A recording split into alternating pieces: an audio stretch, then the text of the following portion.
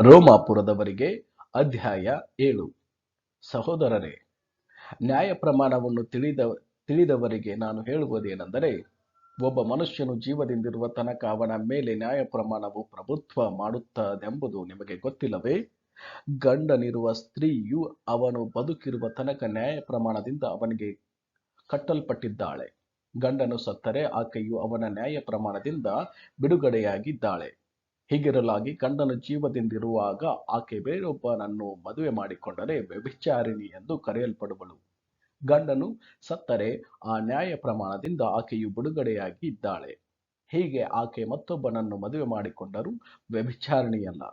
ಹಾಗೆಯೇ ನನ್ನ ಸಹೋದರರೇ, ನೀವು ಸಹ ಕ್ರಿಸ್ತನ ದೇಹದ ಮೂಲಕವಾಗಿ ನ್ಯಾಯ ಪ್ರಮಾಣದ ಪಾಲಿಗೆ ಸತ್ತಿರಿ. ದೇವರಿಗೆ ಫಲಿಸುವುದಕ್ಕಾಗಿ ಮತ್ತೊಬ್ಬನನ್ನು, ಅಂದರೆ ಸತ್ತು ಜೀವಿತನಾಗಿ ಎದ್ದಾತನನ್ನು ಸೇರಿಕೊಂಡಿರಿ. ನಾವು ಶರೀರದಲ್ಲಿದ್ದಾಗ ಪಾಪಗಳ ಇಚ್ಛೆಗಳು ನ್ಯಾಯ ಪ್ರಮಾಣದಿಂದಲೇ ಮರಣಕ್ಕೆ ಫಲಿಸುವುದಕ್ಕಾಗಿ ನಮ್ಮ ಅಂಗಗಳಲ್ಲಿ ಯತ್ನಿಸುತ್ತಿದ್ದವು. ಈಗಲಾದರೂ ನಮ್ಮನ್ನು ಹಿಡುಕೊಂಡಿದ್ದ ನ್ಯಾಯ ಪ್ರಮಾಣದ ಪಾಲಿಗೆ ನಾವು ಸತ್ತ ಕಾರಣ ಅದರಿಂದ ವಿಮುಕ್ತರಾಗಿದ್ದೇವೆ.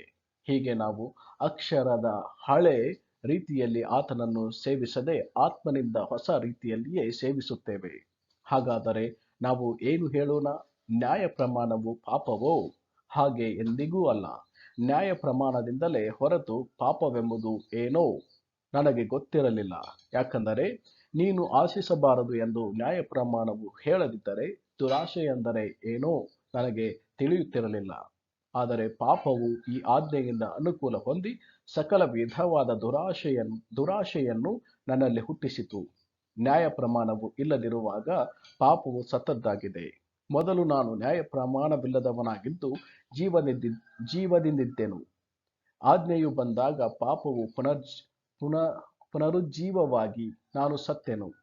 ಜೀವಿಸುವುದಕ್ಕಾಗಿರುವ ಆಜ್ಞೆಯೇ ಮರಣಕ್ಕಾಯಿತೆಂದು ನಾನು ಕಂಡುಕೊಂಡೆನು.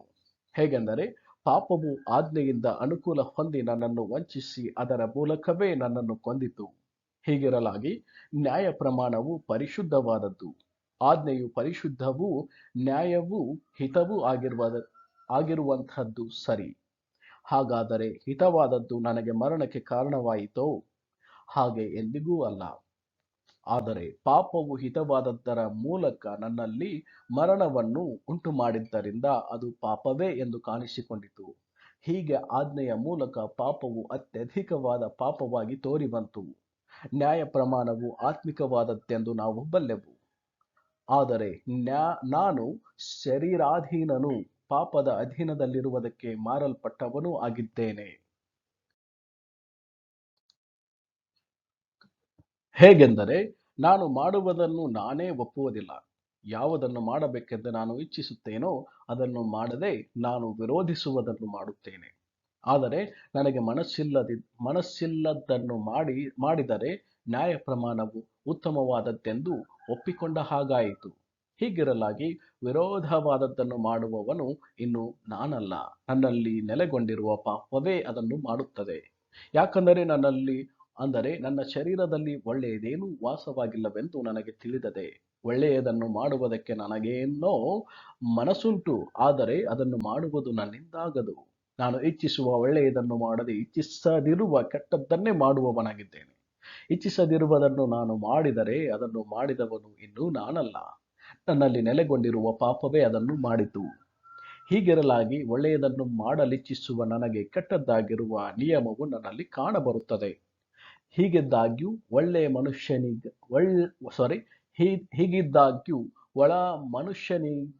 ಒಳ ಮನುಷ್ಯನಿಗನುಗುಣವಾಗಿ ದೇವರ ನಿಯಮದಲ್ಲಿ ಆನಂದ ಪಡುವವನಾಗಿದ್ದೇನೆ. ಆದರೆ ನನ್ನ ಅಂಗಗಳಲ್ಲಿ ಬೇರೊಂದು ನಿಯಮ ಉಂಟೆಂದು ನಾನು ನೋಡುತ್ತೇನೆ. ಅದು ನನ್ನ ಮನಸ್ಸಿನಲ್ಲಿರುವ ನಿಯಮಕ್ಕೆ ವಿರೋಧವಾಗಿ ಕಾದಾಡಿ ನನ್ನನ್ನು ಸೆರೆ ಹಿಡಿದು ನನ್ನ ಅಂಗಗಳಲ್ಲಿರುವ ಪಾಪದ ನಿಯಮಕ್ಕೆ ವಶ ಮಾಡುವಂಥದ್ದಾಗಿದೆ. ಅಯ್ಯೋ, ನಾನು ಎಂಥ ನಿರ್ಗತಿಕನಾದ ಮನುಷ್ಯನು!